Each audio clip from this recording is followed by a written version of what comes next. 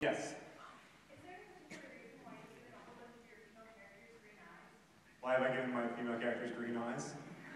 I don't know. Yeah, I guess coincidence. I mean, I'd like to, I wish I could have some kind of like fancy literary answer for you about like jealousy or something, but I'm pretty sure it's coincidence. Although I should say that books belong to their readers and not to the author of those books. And so it's perfectly possible that there is a reason and that it's very, very interesting. I just don't know it. And that's completely legitimate because like critical readings of novels should not be dictated by the author of that book in any way. Yes? Yes. There's a point where Augustus said, I'm on a roller coaster that only goes up. Is this gonna, no spoilers. Okay. Did you realize that's a very boring roller coaster? Yeah. So Gus says at one point, I'm on a roller coaster. He always like, whenever someone asks how he's doing, he always like looks at the scans and says, I'm on a roller coaster that only goes up. Yeah, I think he's also aware that it's a really boring roller coaster. I think that's kind of his job. Yes. What is your favorite song by the Mountain Goats? Because they're my favorite band. My favorite song by the Mountain Goats, another great institution of the great state of North Carolina, is probably Up the Wolves. They got a lot of good songs. I also like Going to Marrakesh a lot. All the way in the back, the last row. The romantic relationship in Looking for Alaska, how about if you know all of your books, post Looking for Alaska, end very differently in their romantic relationship? Is that a conscious decision by you to just kind of... No, I mean, I guess everyone could hear you since I could hear you, so I'm not going to repeat your question. But I think, well, when I wrote Looking for Alaska, well, in retrospect, I'm very proud of that book, and I have no, like, I'm not like disavowing it or anything, a la Peter Van Houten and Imperial Fiction, but I think that romantic love between teenagers is a lot more complicated than perhaps I was giving it credit for in that story. And ever since then, I wanted to try to make it a little more complicated. But also, I mean, just the story arc of Looking for Alaska is so different from the story arc of, I mean, hopefully they're all different. But I think it's sort of necessitated by the story arc more than anything else. In the front row. Was Peter Van Houten or Imperial Affliction influenced by any specific author? The question is, was Peter Van Houten or Imperial Affliction influenced by any specific author?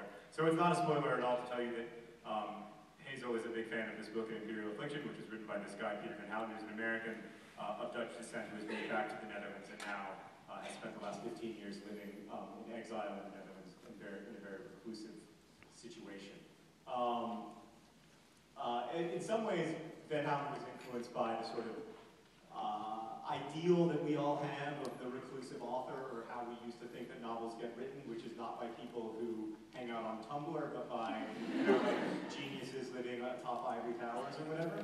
And we've dispelled that myth very nicely, but the idea of an author is still very much romanticized, particularly that, that if an author's work is good, that author is good.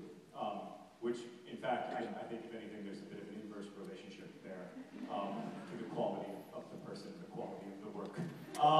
So that would be my first answer. Was it influenced by anyone in particular? Salinger, I guess, like I was thinking about the way that Salinger's readers felt about him and how horrible that was for him, how much that felt like an attack to him, an attack on him, himself. And, I mean, I guess also me. In some ways, I mean, hopefully, I'm not Peter Van Houten. It's one of my major life goals not to be Peter Van Houten. But in a lot of ways, the struggles that Peter Van Houten has are things that I fear becoming, or things that I fear that work inside of me, I guess. Yes? Yeah. I read this down to the summer, and I just noticed, was it intentional that you changed from past to present tense every now and then? Yeah, so I changed from past to present tense in paper towns a few times.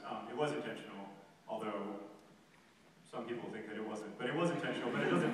Again, books belong to their readers, not to me, but since you asked, I will answer. So when you're telling a story, sometimes you move from past to present tense when it comes to something that you haven't emotionally processed, because it feels like it's still happening. It's a weird thing that people do that you'll notice now that I mentioned it to you. So you might be telling a story, and or you might be listening to someone tell a story, and they'll say, so I was driving along, and then bam, a deer runs out right in front of my car. So you switch from past to present tense when you switch from the thing that you have processed that feels quite normal to you driving along to the thing that you haven't emotionally processed because it feels very traumatic and new and fresh, you know, the murder of this deer. And your car. Arguable, which is more problematic to you. Yes? Yes? Oh, actually, no, but go on. Then I'll answer your question. Why did I use the name Catherine in an abundance of Catherines? I have a lot of fancy literary answers for my names in various books, but in Catherine's, it was because it's really good for anagramming, and the main character of that novel is extremely good at anagrams, and I'm not, so I had to cheat. And the major way that I cheated was by coming up with phrases that were really easy to anagram that had the right mix of consonants and vowels, which Catherine is like really, really good for. Yes? Yes? Was The Fault in Our Stars sort of your answer to books that are like an Imperial Affliction that have very ambiguous endings? In some ways, so yeah, an Imperial Affliction ends in the middle of a sentence, which is a very literary decision. And I mean, in some ways, an Imperial Affliction is based on a very famous and very, very good novel by David Foster Wallace called Infinite Jest. I was very conscious, or at least I was very conscious of Infinite Jest when I was writing about an Imperial Affliction and the way that Infinite Jest readers defend that novel and feel about that novel, including me. I mean, when I was in college, I thought that Infinite Jest was probably the most important work of literature that had ever been written. I thought that it was better than Ulysses and better than anything that had been done in the 20th century. And I still think that it's a really interesting and important novel, and I'm a great defender of it. But I didn't want to respond necessarily to that. I wanted to argue. I mean, generally in my writing, I try to argue against the high culture, low culture dichotomy that books can't be smart unless they're fun to read, or they can't be fun to read unless they're not smart. I think the idea of juxtaposing smart and fun is really problematic.